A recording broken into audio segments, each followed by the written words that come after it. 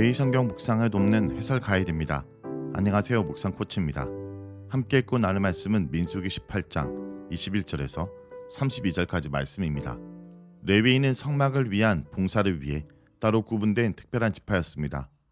레위인들은 이렇듯 특별직으로 임명되어 12지파 계수에 들지 않아 나중에 여호수아서에서 진행된 가나안 정복 후의 땅 분배에서도 제외됩니다. 대신 그들에게는 48개의 레위 성읍이 거주지로 할당될 뿐입니다. 그들에게는 농사를 지을 논밭이나 가수원이 별도로 주어지지 않기에 그들을 위한 별도의 생활 대책이 필요했습니다. 그것은 온 백성이 그들의 생활을 책임지는 방식입니다. 21절에서 24절 읽겠습니다. 내가 이스라엘의 11조를 레위 자손에게 기업으로 다 주어서 그들이 하는 일, 곧 해막에서 하는 일을 갚나니 이후로는 이스라엘 자손이 해막에 가까이 하지 말 것이라. 죗값으로 죽을까 하노라. 그러나 레위인은 해막에서 봉사하며 자기들의 죄를 담당할 것이요 이스라엘 자손 중에는 기업이 없을 것이니 이는 너희 대대의 영원한 율례라. 이스라엘 자손이 여호와께 거제로 드리는 11조를 레위인에게 기업으로 주었으므로 내가 그들에 대하여 말하기를 이스라엘 자손 중에 기업이 없을 것이라 하노라. 레위인은 성막 봉사를 위해 따로 구분된 특별한 지파였습니다. 그 레위 지파 중에 고앗 계열에 속한 아론 가문이 제사장 가문으로 선별되었습니다.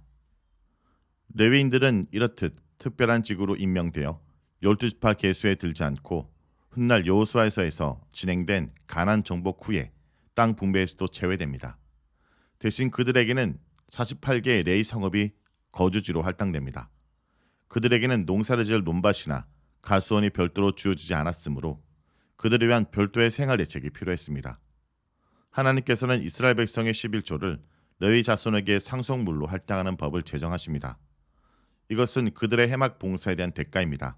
레위인들은 온 지파를 대표해서 성막 지기로 임직되었기 때문에 백성들이 성막에 올라가 직무를 수행할 필요는 없었습니다. 만일 그들이 성막에 올라가 이런저런 임무를 수행하게 된다면 그들은 죗값으로 죽을 것입니다. 세속의 영역에 사는 인간이 거룩한 하나님의 영역인 성막에 접근하는 것은 허용되지 않았습니다. 성막은 하나님의 거룩한 기운이 감도는 성스러운 공간이기 때문에 속의 영역에 속해 있는 인간에게는 위험한 곳입니다. 사람은 성의 영역인 성막에 가까이 갈 때 거룩한 기운의 타격을 입고 죽을 수 있습니다. 그런데 그들을 대신해서 제사장들과 레위인들이 봉헌되어 성막에서 하나님을 위한 직무를 수행하는 것입니다. 따라서 그들은 이스라엘 자손을 위해 대신 바쳐진 속죄물과 같습니다. 이스라엘 백성은 제사를 바치는 등 분명한 이유를 제외하고는 성막 직무를 위해 그 위험한 공간에 들어갈 필요가 없습니다. 레위인들은 성막에 봉사를 하면서 친히 백성들을 대신해서 자기들의 죄를 담당합니다. 이것은 레위인들이 백성 대신 성막 위험을 감수한다는 뜻입니다. 실제로 그들이 성막 내에서 죄의적 실수를 저지른다면 나답과 아비후의 사례에 보듯이 언제든 즉각적인 징벌을 받을 수 있습니다. 그러나 위험한 일을 감수하며 성막에서 일을 하는 레위인에게는 그에 따른 보상이 주어집니다. 레위 지파는 별도로 땅을 분배받지 못하지만 그들은 백성들이 하나님께 봉헌하는 거제로 바치는 11조를 자신의 상속물로 받습니다. 25절에서 32절 읽겠습니다. 여호와께서 모세에게 말씀하여 이르시되 너는 레위인에게 말하여 그에게 이르라. 내가 이스라엘 자손에게 받아 너에게 기업으로 준 11조를 너희가 그들에게서 받을 때 그 11조의 11조를 거제로 여호와께 드릴 것이라. 내가 너희의 거제물을 타작마당에서 드리는 곡물과 포도주 틀에서 드리는 즙같이 여기리니 너희는 이스라엘 자손에게서 받는 모든 것의 11조 중에서 여호와께 거제로 드리고 여호와께 드린 그 거제물은 제사장 아론에게로 돌리되 너희가 받은 모든 헌물 중에서 너희는 그 아름다운 것 곧 거룩한 한 부분을 가져다가 여호와께 거제로 드릴지니라. 이러므로 너는 그들에게 이르라. 너희가 그 중에서 아름다운 것을 가져다가 드리고 남은 것은 너희 레인들에게는 타작마당의 소출과 포도주즙 틀의 소출같이 되리니 너희와 너희의 권속이 어디서든지 이것을 먹을 수 있음은 이는 해막에서 일한 너희의 보수임이니라. 너희가 그중 아름다운 것을 받들어 드린즉 이로 말미암아 죄를 담당하지 아니할 것이라. 너희는 이스라엘 자손의 성물을 더럽히지 말라. 그리하여야 죽지 아니하리라. 11조는 이스라엘 백성의 의무입니다. 모든 백성들은 소독의 11조를 하나님께 바쳐야 하고 그것은 레인의 몫으로 할당됩니다. 그런데 레위인들은 백성에게 받은 11조 중에서 다시 10의 1을 여호와께 봉헌물로 바쳐야 하며 그것은 아론의 가문의 몫으로 주어집니다. 그것은 제사장의 6번째 기업이기도 했습니다. 땅이 없이 백성의 11조로 생계를 유지하는 레위인들은 직접 농사를 짓거나 목축을 해서 수입을 얻지 않습니다.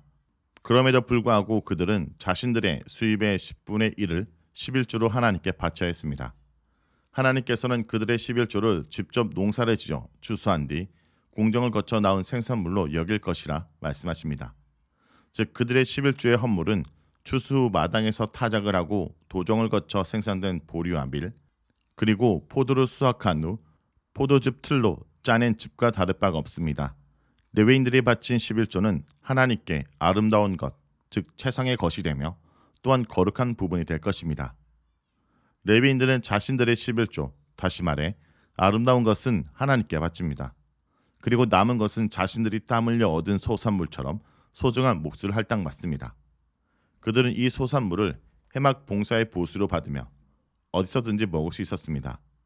레위인들은 백성의 11조의 목 중에서 다시 아름다운 것, 즉 11조의 11조를 하나님께 바치지 않으면 그 죄를 담당해야 합니다. 이것은 범죄 행위로 그들은 백성들의 성물인 11조를 더럽히면 안 됩니다. 자, 여기까지가 민수기 18장 21절에서 32절까지 말씀입니다. 오늘 말씀을 통해 우리는 무엇을 묵상하고 적용해야 할까요?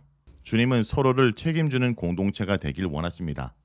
이스라엘 백성들은 레위인에게 11조를 드려 자신들을 대신해서 성막에서 복무한 일을 갚아줘야 했습니다. 또 레위인은 다른 일에 얽매이지 않고 오직 해망에서 백성들을 위해 봉사해야 했습니다. 그러므로 백성들은 하나님께 나가는 면에서 레위인에게 의존했고 레위인은 생활하는 면에서 백성들의 11조에 의존했습니다. 사실상 이들은 모두 하나님의 공급하시는 것에 의해 의존했습니다. 하나님의 공동체는 어느 누구든 독립하여 설 수 없고 서로 관련되어 복을 나눠야 한다는 것을 보여줍니다. 성도 여러분, 오늘도 우리가 하나님의 공급으로 살아간다면 서로가 서로에게 영적이고 물질적인 부분에서 책임지는 공동체가 되길 간절히 기도드립니다.